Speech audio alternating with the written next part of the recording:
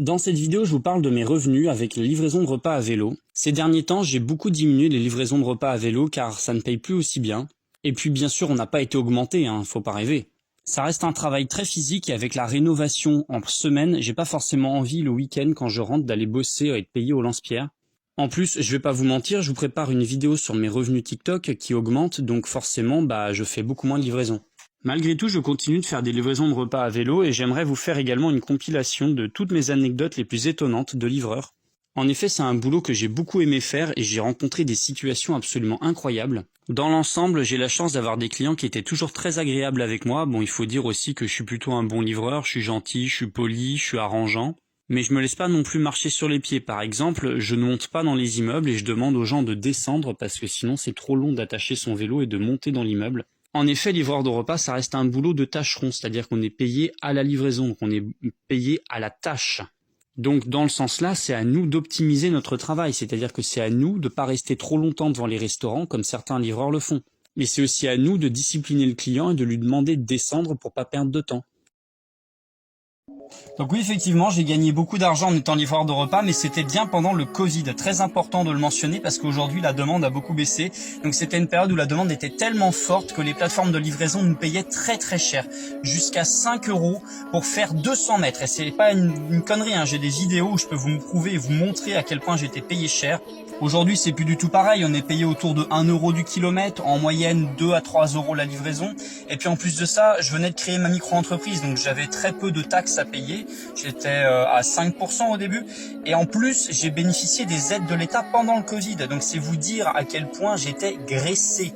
Donc effectivement, livreur de repas, ça peut être lucratif, mais il faut bien savoir comment travailler, ne jamais attendre devant les restaurants. Moi, je travaille avec plusieurs plateformes, je fais Uber, Deliveroo, Just Eat, et je mixe tout ensemble, je prends toutes les livraisons et je fais sur le même trajet pour me faire un max de pognon. Donc là, je suis à 15-20 € de l'heure en moyenne en ce moment, par exemple. Livreur de repas Deliveroo, ça paye vraiment très très mal. Du coup, ce que je fais, c'est que je fais aussi des livraisons avec Uber Eats et avec Stuart. En gros, c'est Just Eat et d'autres types de livraisons. Du coup, je cumule plusieurs livraisons sur un même trajet, ce qui me permet de rapporter beaucoup plus d'argent. Ça fait 3 ans que je fais des livraisons de repas à vélo. J'ai tourné ces quelques images pour vous montrer l'une des réalités que vous ne voyez pas quand vous êtes enfoncé dans votre canapé. Je ne suis pas là pour stigmatiser qui que ce soit, mais rappelez-vous les soirs de pluie que nous sommes là pour vous. Moi, ça fait maintenant 3 ans que je suis livreur de repas, j'ai fait plus de 15 000 livraisons. Mais le pire, c'est vraiment pas la pluie, c'est l'attente devant les restaurants. Une attente infernalement longue, surtout pour les restaurants qui ne jouent pas le jeu. En effet, un livreur de repas qui attend devant le restaurant, c'est un livreur de repas qui n'est pas payé. En fait, on est payé à la tâche, on est payé à la livraison pour ceux qui ne le savent pas. On est aussi un petit peu payé à la distance parcourue, mais ça, c'est pas grand chose, c'est genre autour de 50 centimes du kilomètre. Et on est payé environ 2 € pour la commande. Donc en gros, des fois, on est payé 2 € pour attendre une demi-heure devant un restaurant, et ça, c'est vraiment pas cool. Après, je vais être honnête avec vous, moi je m'en sors plutôt bien, mais c'est pas le cas de la plupart des livreurs. La plupart des livreurs, c'est des immigrés qui n'osent pas parler, qui n'osent pas se plaindre et qui ne diront jamais rien alors qu'ils sont complètement exploités à 5 € de l'heure maximum. Je tire mon épingle du jeu car je n'attends pas devant les restaurants, mais beaucoup de livreurs n'osent pas annuler une commande par peur de représailles. En ce moment, énormément de livreurs se font par exemple déconnecter car ils sont en situation irrégulière. C'est comme si tu avais un boulot et que du jour au lendemain tu te faisais virer. Donc voilà, je voulais juste vous partager quelques réalités du monde du livreur de repas. Je ne suis pas là pour me plaindre, je l'ai décidé, mais pensez-y. Vous êtes nombreux à me dire que je suis un feignant et que je fais rien de ma vie, donc je voulais vous emmener avec moi dans une soirée de livraison de repas à vélo. Mes soirées commencent généralement vers 19 h le week-end car c'est là que ça travaille le mieux.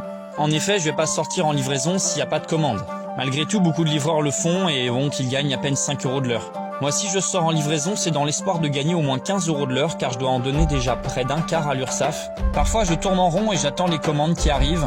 En effet, je sais qu'il ne faut pas attendre devant certains restaurants au risque de ne vraiment pas être rentable. Une partie des livreurs sont en vélo et l'autre partie est en scooter. Je trouve qu'être en vélo, c'est beaucoup plus rentable parce que déjà, on n'est pas dépendant du carburant et on n'a pas non plus d'assurance à payer sur le vélo. Il m'arrive certains soirs de sortir et de ne pas recevoir de commande avant plus d'1 heure. Mais là, ça y est, j'ai enfin reçu une commande, je vais vous montrer comment ça se passe. L'application me donne l'adresse du restaurant ainsi que son nom et le numéro de commande. Je me présente donc au comptoir et je passe généralement devant les clients et j'annonce soit le numéro de commande, soit le nom du client. Je valide la livraison et je mets la commande dans mon sac de livreur. Je remercie le restaurateur et ensuite j'enfourche mon vélo direction l'adresse du client. C'est en effet la prochaine étape qui est indiquée sur l'application. J'ai aussi le numéro de téléphone du client pour l'appeler et j'ai aussi un code à lui demander pour valider la livraison. Et voilà, un client heureux et livré avec sa commande chaude.